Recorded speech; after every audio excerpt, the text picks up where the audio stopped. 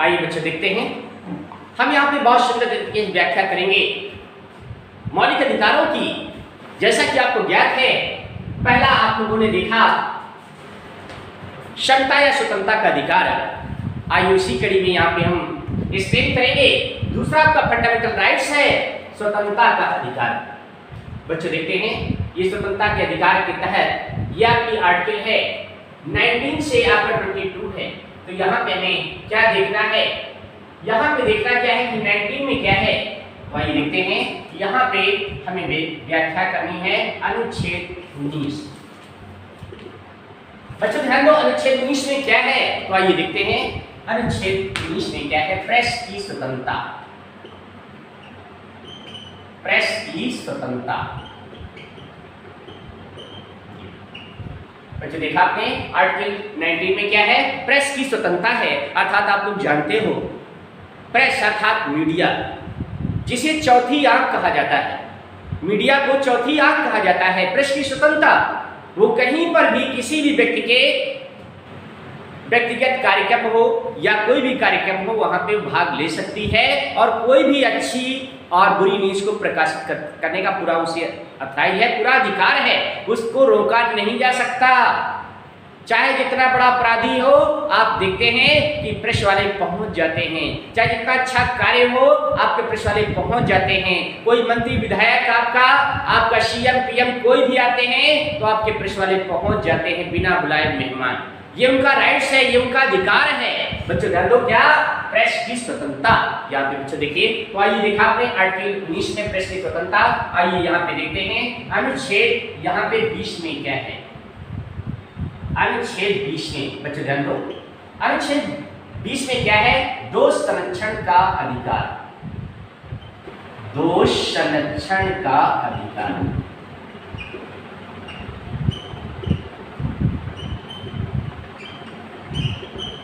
बच्चों ध्यान दो, दोष संरक्षण का अधिकार, इसका मतलब ये हुआ कि यदि कोई व्यक्ति कोई अपराध किया है और उस अपराध के लिए उसे दंडित किया जा चुका है, तो उस अपराध के लिए उसे दोबारा दंडित नहीं किया जा सकता है। ये दोष संरक्षण का अधिकार है। बच्चों इसमें प्राय होता है, आप लोग जानते हो कि कोई मान लीजिए आपने अपराध किया या किसी ने किया, तो आप जनरली देखते हैं पुलिस का रोल आप देखते हैं कि पुलिस क्या है, उठा ले जाती है।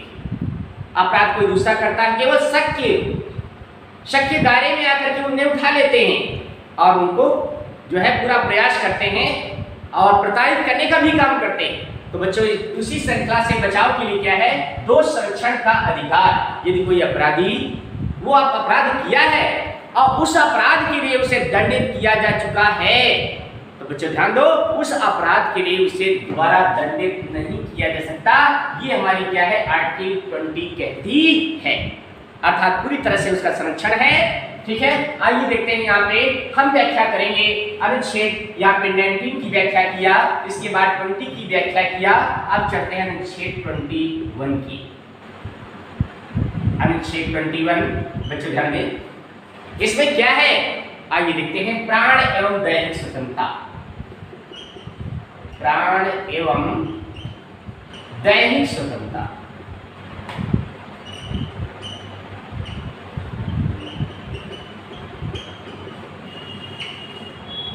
बच्चों प्राण एवं दैहिक स्वतंत्रता, इसका मतलब है कि कोई भी व्यक्ति ये नहीं कह सकता कि हमारी मर्जी, ये हमारा शरीर है, हमारी मर्जी, हम चाहे जो कुछ करें, या हम चाहे आपका सुसाइड कर लें, चाहे हम आग लगावें, चाहे कोई अंग भंग करें, ये आपका हमारी स्वतंत्रता। तो ये बिल्कुल स्वतंत्रता आपकी बिल्कुल नहीं है। अर्थात प्राण एवं दैहिक स्वतंत्रता यहाँ पे क्या है, यदि आप बच जाते हैं तो आप उतने ही अपराधी हैं कि जितना कि आपका कोई व्यक्ति दूसरे की हत्या करता है या अपराध करता है, वो जघन्य अपराध की श्रेणी में आता है। तो आप ये नहीं कह सकते प्राण एवं दैहिक स्वतंत्रता।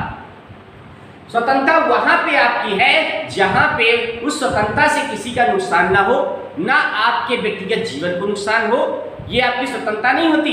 तो ये ऐसे स्वतंत्रता पे क्या है, निषेध लगाया गया है। और बच्चों ध्यान दो, ये आपकी आर्टिकल बहुत ही इंपॉर्टेंट आर्टिकल है। इसी आर्टिकल के तहत आपका यहाँ पे 21 का देखिए, ये आर्टिकल 21 का में देखिए क्या है, यहाँ पे किसका में शिक्षा का अधिकार अधिनियम को ध्यान दो इस श्रेणी में जोड़ दिया गया है। शिक्षा का अधिकार अधिनियम आप देखिए, आपको मालूम है शिक्षा का अधिकार अधिनियम 2009 में बना था और ये लागू हुआ था 2010 में, जिसके तहत आपको मालूम है कि 6 से 14 वर्ष के बालकों को अनिवार्य एवं निःशुल्क शिक्षा का प्रावधान है। और उसी के तहत क्या है कि किसका में आपका शिक्षा का अधिकार अधिनियम जोड़ा गया है। कौन सा अधिकार अधिनियम? शिक्षा का अधिकार अधिनियम जोड़ दिया गया है। 21 का में इस अधिकार को प्रदान किया गया है। इसके तहत ये सरकार की व्यवस्था है कि कक्षा 6 से लेकर के 14 वर्ष के उम्र के बालकों को अनिवार्य एवं निःशुल्क शिक्षा की व्यवस्था प्रदान करेगी। आइए बच्चे देखते हैं इसी संख्या में यहाँ पे देखते हैं, यहाँ पे 21 की बात हमने किया। अब देखते हैं अनुच्छेद यहाँ पे 22 की बात करते हैं। 22 में देखते हैं यहाँ पे क्या है, परमादेश। परमादेश बच्चों, परमादेश इसको मैंडमेस बोला जाता है। मैंडमेस परमादेश। परमादेश का शाब्दिक जो अर्थ होता है क्या होता है, हम आदेश देते हैं। आदेश देते हैं, क्या आदेश देते हैं कि किसी भी बंदी बनाए गए व्यक्ति को 24 घंटे के अंदर मजिस्ट्रेट के सामने प्रस्तुत करना है। किसी भी बंदी बनाए गए व्यक्ति को 24 घंटे के अंदर मजिस्ट्रेट के सामने प्रस्तुत करना है। ये देखिए आपका मैंडमेस है, ये परमादेश है। इसकी व्याख्या आपकी 22 में है।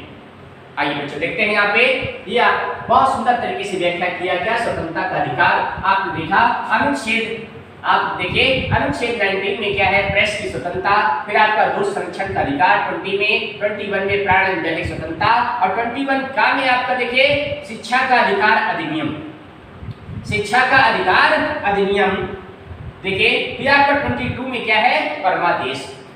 यहाँ पे हम व्याख्या करेंगे शोषण के विरुद्ध अधिकार। तो बच्चों तीसरा ये अधिकार कौन सा है, शोषण के विरुद्ध अधिकार। ये तीसरा आपका मौलिक अधिकार है, इसकी आपको व्याख्या करेंगे और आपको जानना अति अनिवार्य है। आइए देखते हैं यहाँ पे क्या है, अनुच्छेद 23 की व्याख्या करते हैं। यहाँ पे अनुच्छेद 23 की जब व्याख्या करते हैं तो यहाँ पे 23 में क्या है, यहाँ पे व्यापार पर निषेध। यहाँ पे देखिए, यहाँ पे व्यापार पर निषेध।